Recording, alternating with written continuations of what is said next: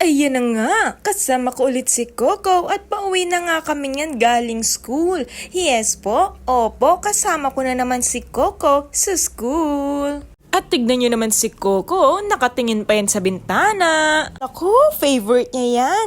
Ayan ang hilig niya. Enjoy na enjoy siya tumingin sa labas. At kahit nga medyo umuulan-ulan pa that time, binuksan ko pa din yung bintana ko para makasilip yan. Pero before kami umuwi, magti-drive-thru muna kami ni Coco. At ayan na nga, mag-order na kami ni Coco. Tignan nyo naman, oh, nakasilip din yan sa bintana. Akala mo talaga makakapagsalita, oh. Yan na nga, it's order time. At nagugutom na din ako. At nakuha ko na nga din ang order ko dyan, mga mi amor. At take note, take out yon.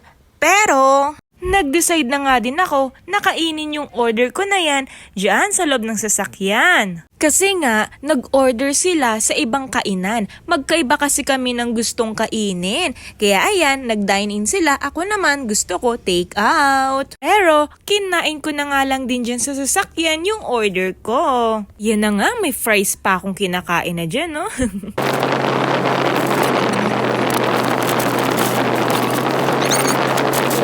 Uy, anong ginagawa mo? Umalis nga pala kasi ako dyan, mga mi amor. And kakabalik ko lang din. Kasi nga, yung pag-check ko ng order ko, wala pala yung extra rice na in-order ko din. Ay nako! Gusto ko pa naman kasi ng rice. Rice is life sa akin. Kaya bawat kain ko, may kanin talaga. Kaya ang ginawa ko, pinuntahan ko na lang sila para mag-order din ako ng rice. Kasi nga yung in-order ko na rice ay wala dun sa aking tinake out. Kaya ayan, bumili ako ng panibagong rice. Nawa ko. Taka pa! Kapi po!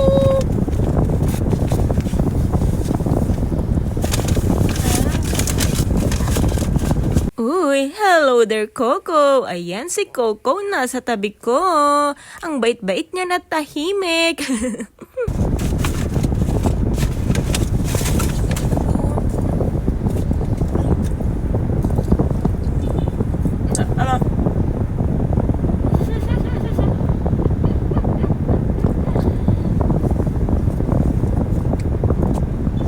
Aking spaghetti. Ayan, kumakain na ako, mga mi amor. Yummy, yummy.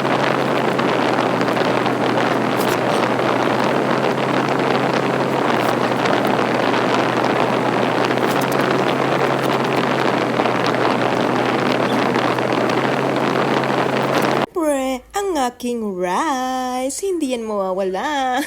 Nakapangalawang order na nga ako niyan, mga mi amor. Kasi nga yung unang extra rice na in-order ko ay hindi pala nila nailagay dun sa paper bag. I think so. At ayan na nga ang aking chicken. Ayan yung paggagamitan ko ng rice, mga mi amor. Yeah, kakain na muna ulit ako, mga mi amor. Bye-bye muna.